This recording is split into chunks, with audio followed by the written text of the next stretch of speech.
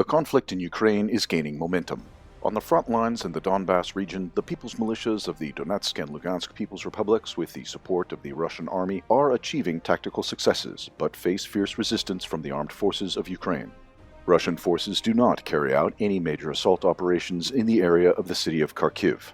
Positional battles continue in the Zolochevskiy region, near Stary Saltov, as well as near the town of Chuguev. Fighting for control over the village of Russkaya Lozovaya is ongoing. The AFU are attempting to counterattack and repel Russian forces from the fortified areas in Tsirkuni and Cherkasski Tishki. The Ukrainian command is trying to gain a foothold in the area, but the AFU are suffering major losses. According to unconfirmed reports, the Russian armed forces managed to recapture the villages of Turovo and Makarovo to the south of the town of Kozacha Lopan, located near the Russian border. So far, the situation in the Kharkiv region remains stable. The Russian grouping in the region is not aimed at taking control of the city of Kharkiv, but rather to distract Ukrainian forces away from the Izium area, where the Russian offensive continues.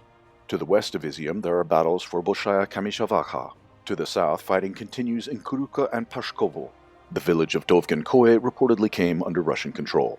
One of the hotspots in the region is the Oskol Reservoir, where about 1,000 AFU soldiers fell into an operational encirclement and are deprived of supplies. Having completed the mop-up operations in Yampol, Russian and LPR troops have reached the outskirts of Liman from the southeast. Russian fire control over the Liman-Regorodok road has been established.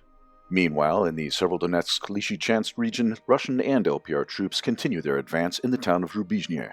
After the residential areas were secured, the LPR People's Militia recently took control of the industrial zone, where the fortified area was turned into the main stronghold of Ukrainian forces.